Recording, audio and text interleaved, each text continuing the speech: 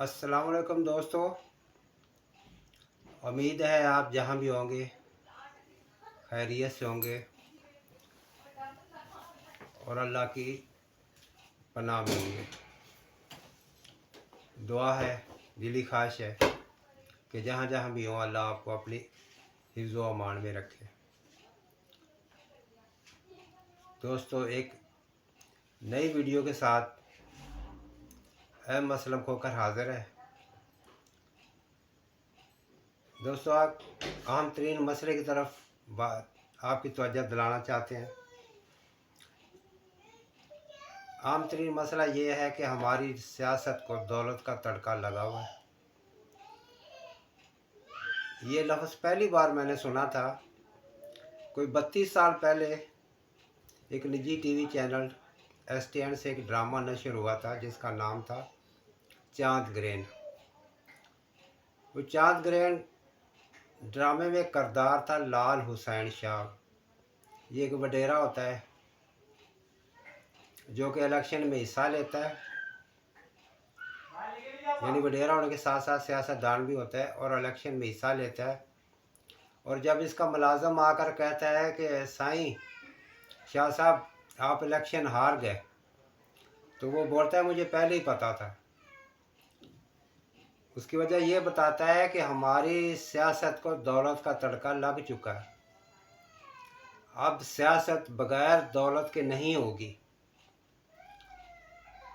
यह आज से 32 साल पहले की बात है। आज देखा जाए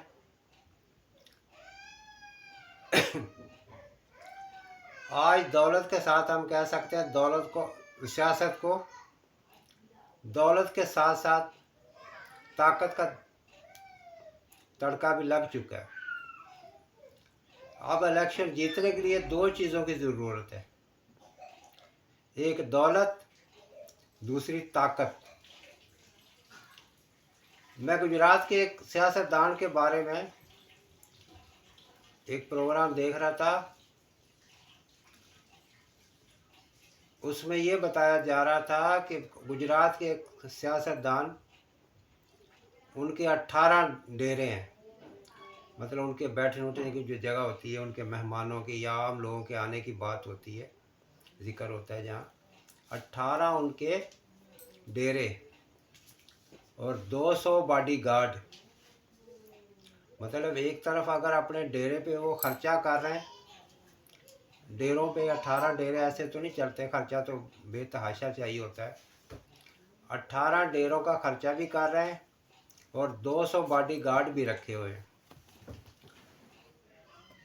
जाहिर है ये सब अपनी सियासत चमकाने के लिए, क्योंकि फिल वक्त सियासत बगैर दौलत के बगैर नहीं होती तो ताकत के बगैर भी नहीं होती। आज अगर कोई असम्बली का इलेक्शन लड़ना चाहे तो उसे करोड़ों रुपए दरकार होंगे। करोड़ों रुपए खर्च करे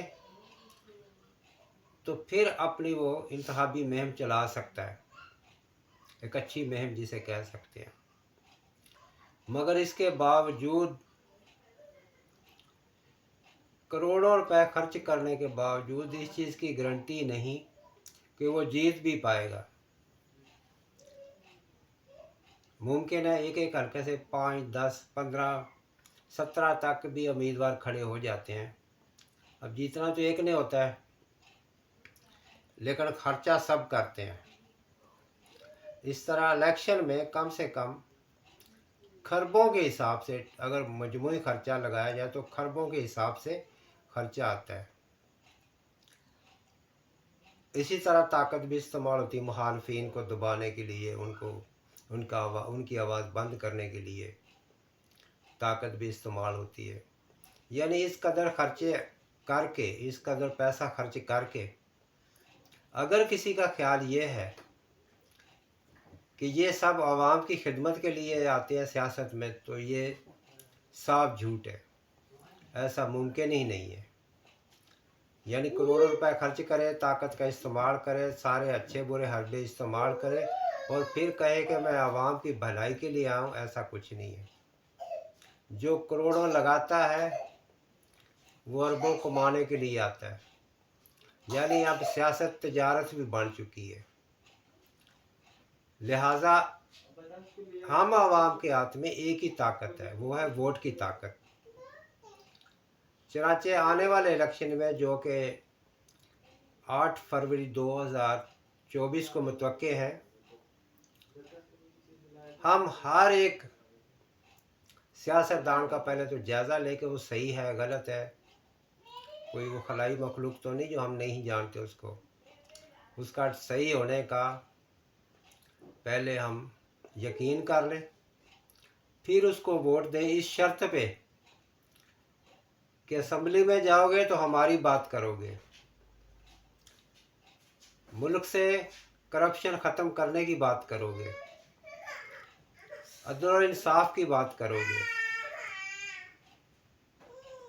गरीबों पे जुल्म और जबर जो हो रहा है उसके खात्मे की बात करोगे। दीगर मसाइल भी हैं।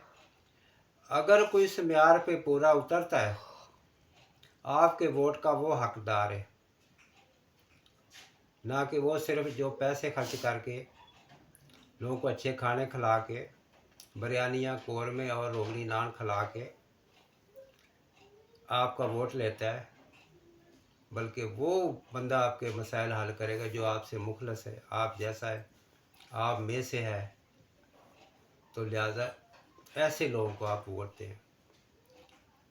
वीडियो पसंद आए लाइक कीजिए, शेयर कीजिए, सब्सक्राइब कीजिए और कमेंट्स कीजिए। आपका अपना अहमद असलम खोकर आपसे इजाज़त चाहता है, इस ख्वाहिश के साथ, इस दुआ के साथ, जहाँ भी रहिए अपना, अपने प्यारों का, अपने आसपास के लोगों का ख्याल कीजिएगा। अस्सलामु अलैकुम।